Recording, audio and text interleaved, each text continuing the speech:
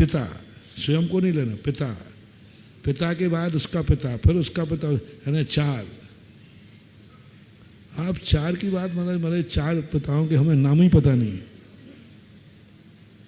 चौथी पीढ़ी के पूछे जाए कि भाई चौथी पीढ़ी के आपके दादाजी का क्या नाम था, तो शायद 70-80% लोग नहीं बता पाएंगे।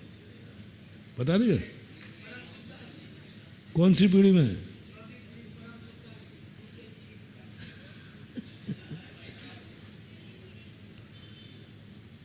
क्या है, कोई मजाक समझ रहे हो संबंधों को? कोई बाजार की सब्जी मंडी समझ रहे हो कि गए बाजार में थैला लेके आ गए, बाजार में रहे तो जाकर के संबंध बना लिए, रिश्तेदार बना लिया, हम इसके पति, हम इसकी पत्नियां, ऐसे संबंध बनाए जाते हैं। और ऐसे बनने वाले फिर बच्चे का इंटरव्यू बाद में थोड़ा सा लिया जाता है, बोले क्या लेना। जिसकी ननिहाल की 4 पीढ़ी शुद्ध है, जिसकी पीहर मूल घर की 4 पीढ़ी शुद्ध है, और बच्चे के संबंध में कोई ज़्यादा इंटरव्यू नहीं लिया, बस ये देख लो कि हाथ पैर टूटे फूटे तो नहीं है।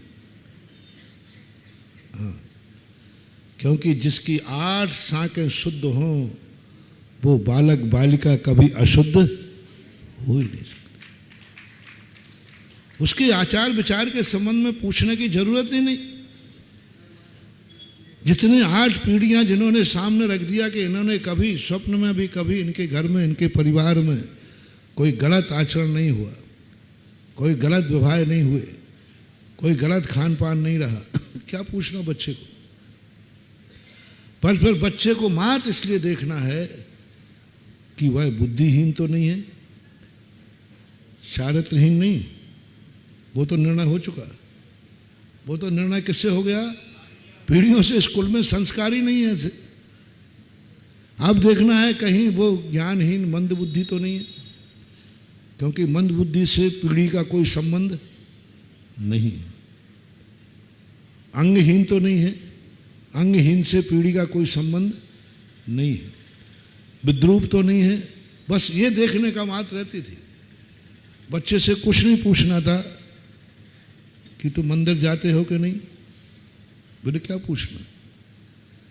जब इसके माँ बाप ने नियम लिया था कि जब तक ये बालक नहीं होगा मैं दर्शन करूंगे नहीं। सुनो माँ बाप हो, माता पिता हो, शादी के पहले हर माँ बाप का ये नियम नहीं लेना है कि हम मंदिर जाते हैं या नहीं जाते। मंदिर जाने का नियम तुम्हारा पहले बाद में हो, बाद पहले तुम्हारा एक नियम होना चाहिए कि आपके घर में 18 साल के पहले के बच्चे मंदिर जाते हैं कि नहीं जाते, ये नियम तुम्हारा होना चाहिए। उनको दर्शन कराना तुम्हारा नियम है। मैंने 2 बता दिए, 8 साल और 18 साल। 8 साल के पहले तक माँ बाप मंदिर जाएं या नहीं जाएं, मैं इसके लिए कोई नियम नहीं दूंगा। तुम किसी दिन नहीं जा पाओ तो कोई बात नहीं, लेकिन तुम्हारा कर्तव्य है कि 8 साल के पहले का बच्चा बच्ची मंदिर गया कि नहीं गया, ये नियम तुम्हारा होना चाहिए। माँ बाप बनने के पहले का नियम है ये कि मैं जब ही रोटी खाऊंगी जब मेरे घर के 8 साल से बच्चे मंदिर का दर्शन करके आएंगे। दर्शन के 8 साल के पहले की बात बता रहा हूं। दर्शन करके आएंगे तो ही मैं भोजन करूंगी। सबसे पूछ लेगा, भले स्वयं मंदिर नहीं गया किसी कारणवश चलेगा, लेकिन दर्शन कराना तुम्हारा नियम है, करना नहीं, कराना। ये पहला दायित्व। तुम रात में खा रहे नहीं खा रहे बात में है, हम बेटे को रात में नहीं खाना देंगे और तुम नहीं खाओगे तो वो भी नहीं खाएगा। वो बिगड़ तो नहीं रहा है, वो कहीं बाजार में गलत तो नहीं खा रहा है, वो गलत संगति में तो नहीं जा रहा है। 8 साल तक की निगरानी तुम्हारी है। 8 साल से 18 साल के बीच में आपका एक नियम होना चाहिए। माता पिताओं, आपको मैं अभिषेक का नियम नहीं दे रहा हूं। आपका नियम हो कि 18 साल के पहले आपका बेटा अभिषेक करने गया कि नहीं गया, बेटा अभिषेक करने नहीं जाएगा, उपवास तुम्हारा होगा। तुम्हारा नियम अभिषेक करने का है या नहीं हम नहीं कह रहे हैं, लेकिन बेटे ने अभिषेक नहीं किया तो आज मेरा उपवास होगा। इंटरव्यू ले रहा हूँ वही वाला, ये कोई काला छोटा मोटा नहीं है। बेटे का इंटरव्यू है, बेटे को एडमिशन लेना है और इंटरव्यू किसका हो रहा है? मंदिर बेटे को भेजना है और भूखा किसको मरना है?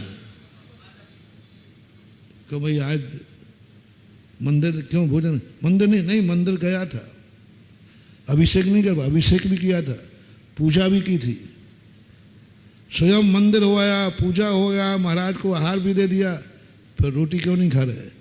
बोले आज बेटा अभिषेक को नहीं गया और मेरा नियम है कि जिस दिन बेटा अभिषेक को नहीं जाएगा तो मैं अन्न जल का त्याग करके उपवास करूंगा। अभी तक तुमने यही सुना है कि स्वयं मंदिर नहीं गया उस दिन रोटी मत खाना, बेटा मंदिर नहीं गया तो बाप को रोटी नहीं खाना, माँ को रोटी नहीं खाना। ये नियम तुम आज सुन लीजिए पूज्यवत जिनसेन स्वामी महाराज। बेटा अभिषेक को नहीं गया, तुमने तो अभिषेक करके आ गए, पूजन करके आ गए, फिर भी मैं आज भोजन नहीं करूंगा क्योंकि बेटा अभिषेक को नहीं गया। मैं पिता हूं, 18 वर्ष तक मेरा नियम है कि बेटे को अभिषेक करेगा तभी मैं अन्न जल ग्रहण करूंगा। सोचो यदि घरों में ये नियम लागू हो जाए तो घरों में कौन सा काल आ जाएगा।